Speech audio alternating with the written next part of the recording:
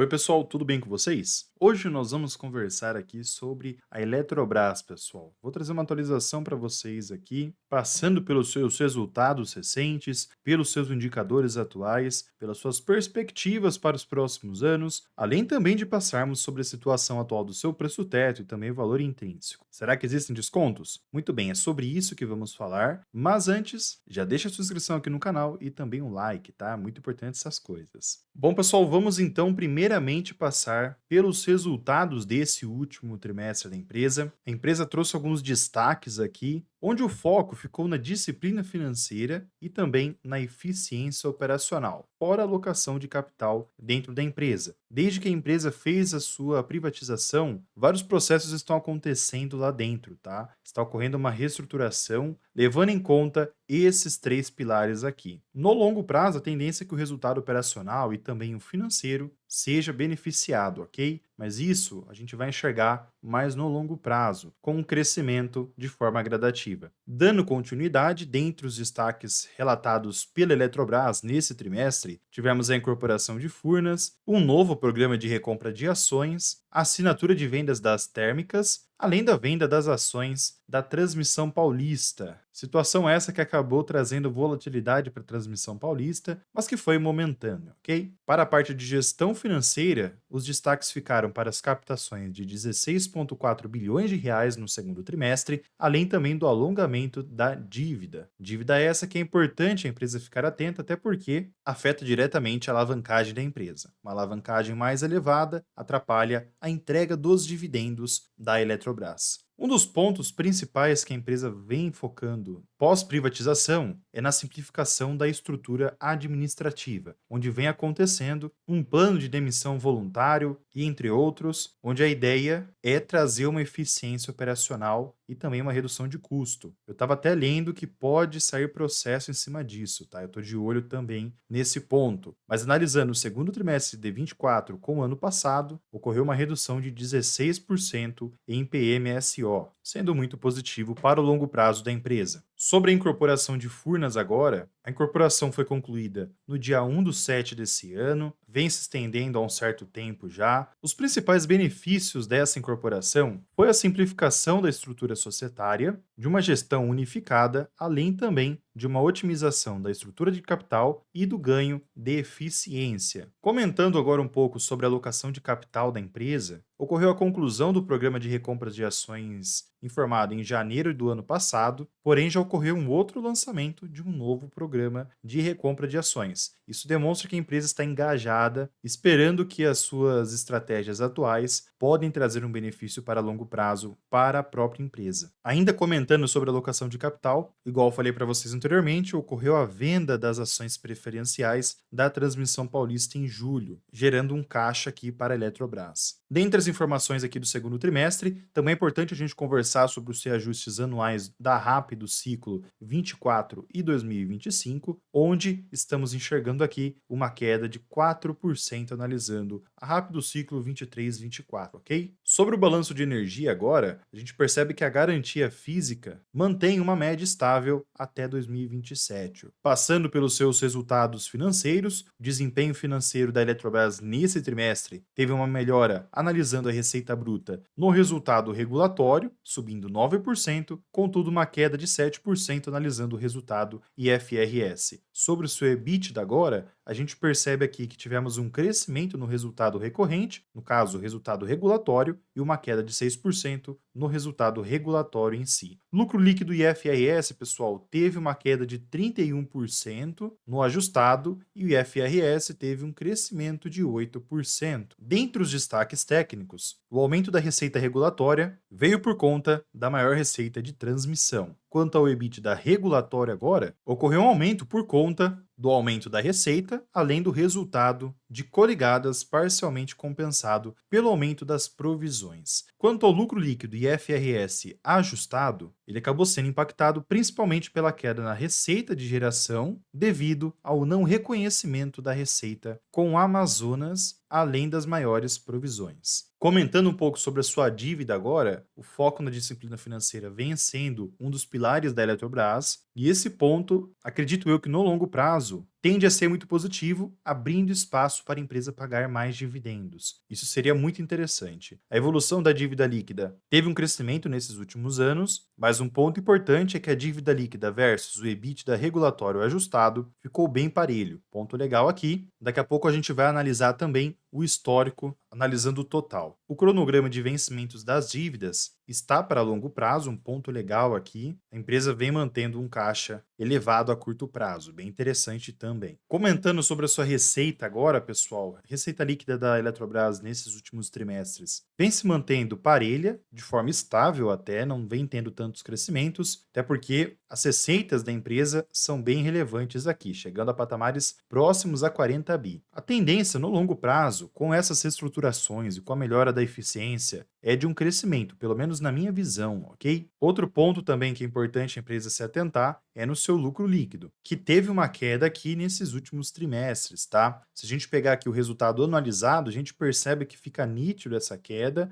porém a empresa, aos poucos, tende a ter uma melhora aqui, até por conta daquela receita líquida que eu mostrei para vocês. Uma receita bem relevante também, ok? Unindo esses dois pontos e melhorando também as suas margens, acredito que o lucro pode subir aqui. Nesse momento, a margem líquida segue a 12,4%. Reparem que teve essa queda, mas aos poucos as margens vão aumentando. Caso ocorra tudo certo, tá? Comentando sobre os dividendos, focando especificamente na Elet 6, a empresa começou a pagar dividendos de forma mais interessante a partir de 2020, mantendo uma média nesse momento em aproximadamente 4%, ok? Reparem que em 20 o pagamento foi de R$ 1,79, em 21 R$ 2,64, em 22 R$ 1,61, em 23 R$ 1,49 e em 2024 R$ 1,82. Ocorreu uma queda também no seu payout nesses últimos anos, mas a gente percebe que a empresa realmente tem um potencial de pagar mais dividendos, até por conta do seu caixa e também da sua receita atual. Melhorando sua eficiência, melhorando o seu operacional interno, acredito que a entrega de dividendos possa melhorar aqui. Pegando o histórico desde 2014, a gente percebe que a empresa varia em certos momentos. Em 2014 ocorreram 2 pagamentos, em 15 teve um pagamento, em 16 não aconteceu, em 17 teve um pagamento, em 2020 ocorreram 2 pagamentos, em 21 ocorreu 4 pagamentos aqui, um ano atípico, em 22 2 pagamentos, e em 23 e 24 até o momento, um pagamento. Um ponto legal que me chama a atenção é que quando a empresa tem a possibilidade de pagar dividendos de forma mais interessante, ela paga, como aconteceu no próprio ano de 2021. Mas ela precisa estar bem estruturada para fazer esse pagamento, na minha opinião, ok? Para quem busca um preço teto de 6%, levando em conta a estratégia do Décio Bazin, na Eletrobras hoje você não conseguiria esse feito, tá? Temos uma margem de segurança para os dividendos pagos nos últimos 12 meses, 3 anos e 5 anos negativas, tá? Eu também cheguei a projetar o seu preço teto, levando em conta os últimos 12 trimestres. E como a base de um payout de 30% também ficou nessa margem de segurança próxima a 28% a 40% negativo, tá? Então, no caso aqui da Eletrobras, pessoal, eu acredito que você teria que investir nela olhando mais o longo prazo. Até porque, caso ocorra tudo bem, a empresa pode sim começar a pagar esses dividendos. Mas nesse cenário atual, por enquanto, as margens são negativas para um preço teto de 6%. Eu trouxe também aqui o valor do preço justo de Graham, que nesse momento está R$ 46,22. Levando em conta a cotação de R$ 43,85, temos uma margem de segurança de 5,4%. Aí vai depender muito do seu perfil, se você prefere comprar com uma gordura de 10% ou se ficando acima do valor atual, você já acha interessante comprar. Para quem quer acompanhar todos os detalhes e todas as oportunidades que as ações podem disponibilizar pelo preço teto, pelo preço justo de Graham e até outras estratégias, eu vou deixar aqui embaixo o link do scanner da bolsa. Acessando por ele, vocês conseguem 10% de desconto. É uma plataforma muito interativa. Muito bem, pessoal, chegamos então agora à análise gráfica da Elet 6. Nesse momento, analisando todo o cenário da empresa, nós percebemos que é uma ação que trabalha em tendência de alta apesar dos momentos atípicos. O período que a Dilma afetou bastante os preços das elétricas fica nítido no gráfico da Eletrobras, mas logo depois a empresa começou a trabalhar na tendência novamente. Apesar das volatilidades em certos momentos, no longo prazo ela trabalha nessa tendência. Qual que é o ponto principal aqui? Você precisa saber comprar nos momentos certos. Ou seja, quando a ação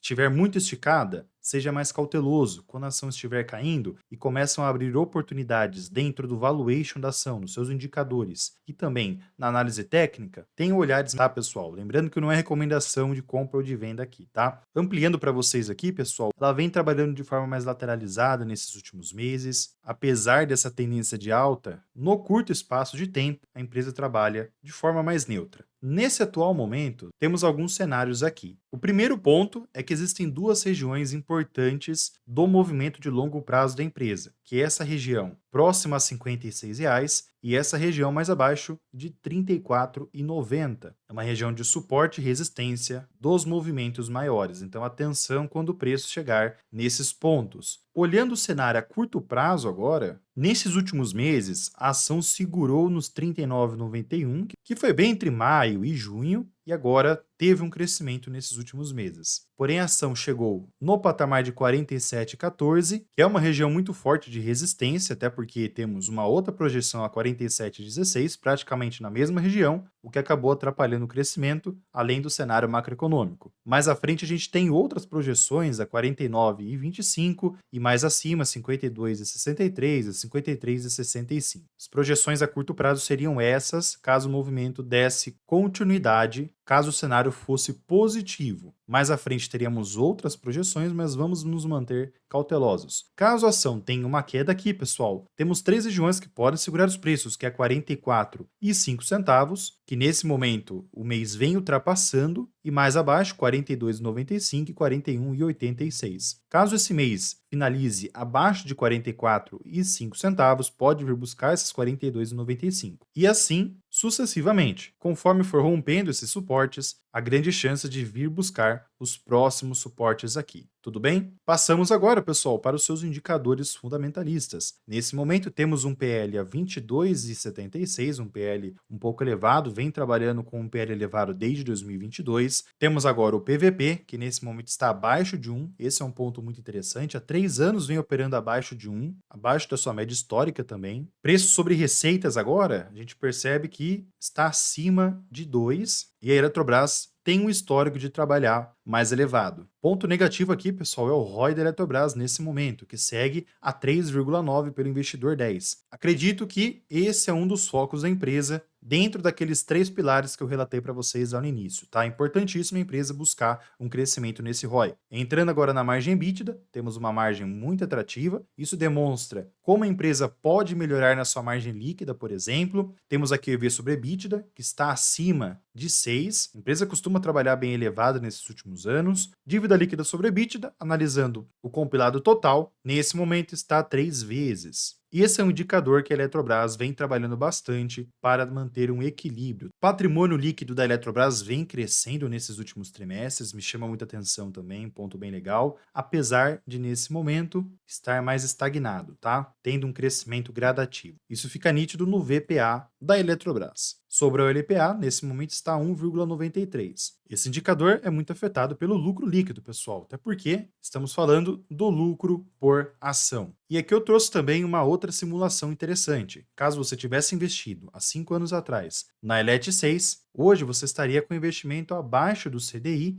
e acima do Ibovespa. O investimento estaria positivo, mas com uma certa volatilidade nesses últimos anos, ok? E realmente esse é um ponto que a empresa está passando e pode passar nesses próximos anos. A Eletrobras ainda segue nesse processo de reestruturação, nas melhorias da alocação de capital, nas melhorias da eficiência, no operacional também. Então tem muitos pontos que a empresa vem trabalhando. Potencial tem que fazer acontecer agora. Trazendo para vocês mais um indicador interessante, que é o lucro versus a cotação. Analisando a ELET 6, percebemos que o preço da ELET 6 está um pouco acima do lucro líquido, ok? Agregando mais um ponto para vocês aqui também, a nova bandeira tarifária da ANEEL pode trazer efeitos positivos para a Eletrobras nesses próximos meses, tá? Isso vai afetar diretamente os preços de energia, ok, pessoal? Bom, pessoal, espero que vocês tenham gostado. Vou deixar aqui no lado também um conteúdo que eu fiz recentemente sobre a transmissão paulista e todos os detalhes da empresa. Dê uma olhada depois e eu vou ficando por aqui. Fiquem com Deus, um grande abraço a todos, ótima semana